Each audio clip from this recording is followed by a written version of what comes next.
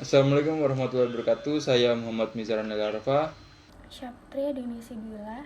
Di sini kami akan mempresentasikan hasil kerja kami dari tugas mata kuliah pemrograman mobile.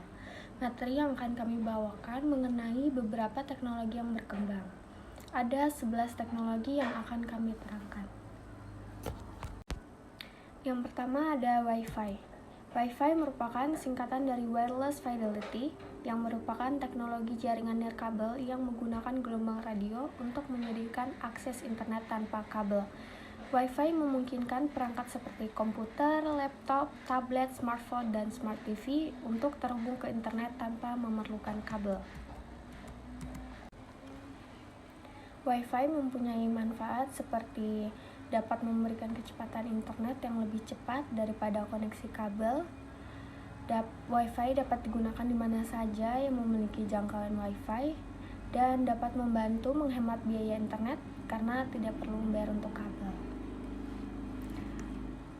Adapun kekurangan Wi-Fi, jangkauan yang terbatas, keamanan yang dapat diretas jika tidak diamankan dengan benar, dan gangguan sinyal. Yang kedua ada Bluetooth. Bluetooth adalah teknologi komunikasi nirkabel jarak pendek yang memungkinkan perangkat elektronik untuk terhubung satu sama lain tanpa memerlukan kabel. Bluetooth memiliki fungsi antara lain menghubungkan perangkat ke internet, mentransfer data, mengontrol perangkat, bermain game, dan melakukan panggilan telepon. Bluetooth juga memiliki manfaat. Yang pertama, lebih mudah, tidak perlu menghubungkan kabel ke perangkat untuk terhubung ke perangkat lain. Yang kedua, lebih cepat. Bluetooth dapat memberikan kecepatan transfer data yang lebih cepat daripada koneksi kabel. Yang ketiga, lebih fleksibel. Bluetooth dapat digunakan di mana saja yang memiliki jangkauan Bluetooth. Dan yang keempat, lebih hemat biaya. Bluetooth dapat membantu Anda menghemat biaya kabel. Adapun kekurangan Bluetooth, yang pertama, jangkauannya yang terbatas. Bluetooth memiliki jangkauan yang terbatas dan tidak dapat digunakan di semua tempat. Yang kedua, keamanannya, dan yang ketiga, gangguan sinyalnya. Yang ketiga ada WAP. WAP singkatan dari Wireless Application Protocol. WAP adalah standar komunikasi lama yang dirancang untuk mengantarkan konten web ke perangkat nirkabel seperti ponsel generasi awal dan PDA Personal Digital Assistant. WAP muncul pada akhir 1990-an sebagai solusi untuk mengakses informasi online pada perangkat dengan layar kecil dan kemampuan pemrosesan terbatas. WAP memiliki fungsi menampilkan konten web dasar di ponsel. Yang pertama, WAP memungkinkan pengguna mengakses informasi web dasar seperti berita utama, email, dan perkiraan cuaca pada perangkat seluler. Yang kedua, WAP digunakan untuk mengakses berbagai layanan nirkabel awal seperti layanan perbankan seluler, pemesanan saham, dan pembelian sederhana. Yang keempat ada WML. WML singkatan dari Wireless Markup Language. WML adalah bahasa markup yang dirancang khusus untuk membuat halaman web yang dapat diakses dan ditampilkan pada perangkat nirkabel generasi awal seperti ponsel jadul dan PDA Personal Digital Assistant. WML memiliki fungsi yaitu menyederhanakan halaman web standar menjadi format yang lebih mudah dibaca dan diproses oleh perangkat seluler dengan layar kecil dan daya komputasi terbatas. WML memiliki beberapa kemampuan, yaitu yang pertama, menampilkan teks dan gambar sederhana, kedua, memformat teks dengan elemen seperti bold dan italic, yang ketiga, menciptakan struktur menu dan navigasi sederhana untuk berpindah antar halaman, yang keempat, mengumpulkan input pengguna melalui formulir, dan yang kelima, mendukung interaksi dasar dengan server melalui mekanisme script. Yang kelima ada XHTML. XHTML singkatan dari Extensible Hypertext Markup Language. XHTML adalah bahasa markup yang memadukan kekuatan HTML dengan struktur ketat XML. XHTML diciptakan untuk mengatasi kekurangan HTML dan menjadi standar masa depan. Namun saat ini posisinya tergantikan oleh HTML5. XHTML memiliki tujuan seperti menstandarisasi HTML, memudahkan integrasi dengan teknologi lain, dan meningkatkan aksesibilitas. Kesamaan XHTML dengan HTML yaitu elemen dan atributnya. XHTML menggunakan banyak elemen dan atribut yang sama dengan HTML. Yang kedua, fungsi mendasar. XHTML tetap berfungsi untuk mendefinisikan struktur dan konten halaman web seperti halnya HTML. Yang keenam ada Nokia Qt SDK. Nokia Qt SDK adalah perangkat pengembangan perangkat lunak SDK yang sudah tidak digunakan lagi yang pernah disediakan oleh Nokia. SDK ini memungkinkan developer untuk membuat aplikasi mobile untuk perangkat Nokia Symbian. Symbian adalah sistem operasi yang pernah dominan pada ponsel pintar sebelum era smartphone modern dengan Android dan iOS. Nokia sudah jarang digunakan. Mengapa demikian?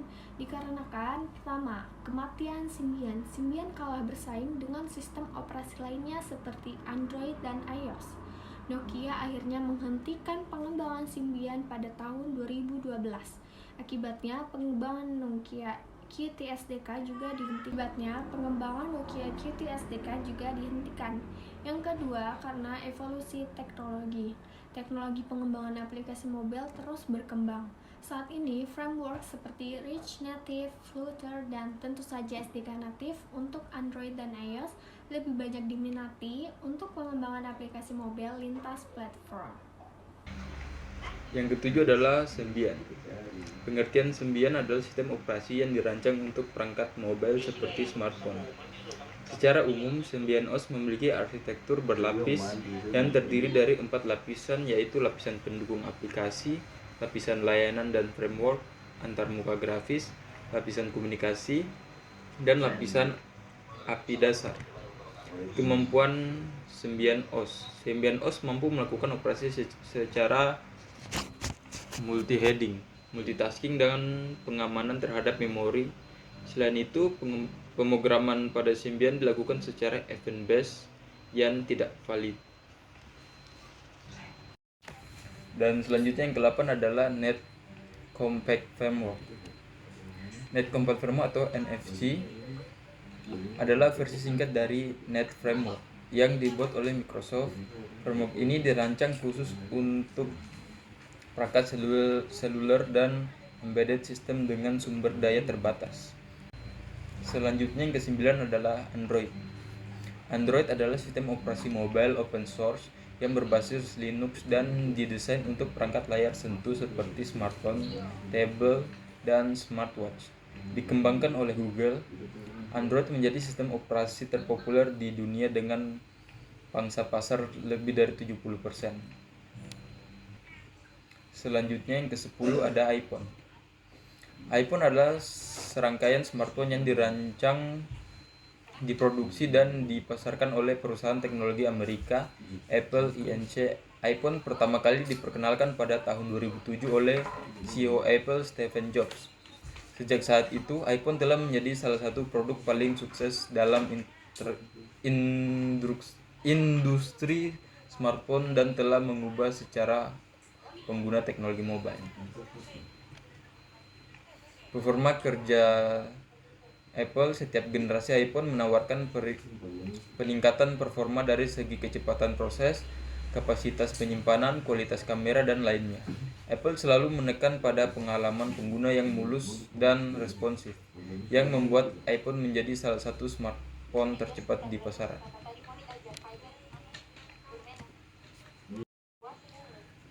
Berikutnya yang ke-11, J2ME. J2ME atau Java 2 Micro Edition, singkatan dari Java 2 Micro Edition, adalah teknologi yang memungkinkan pengembangan aplikasi mobile untuk perangkat dengan sumber daya terbatas. Ini diluncurkan pada tahun 2000-an oleh Sun Microsystem. Sekarang menjadi Oracle sebagai bagian dari keluarga platform Java. Kemunduran J2ME.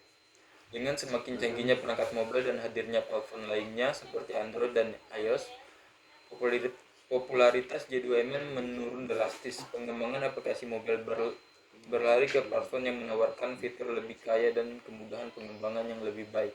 Saat ini J2ME jarang digunakan untuk pengembangan aplikasi mobile terbaru. Cukup sekian dan terima kasih. Wassalamualaikum.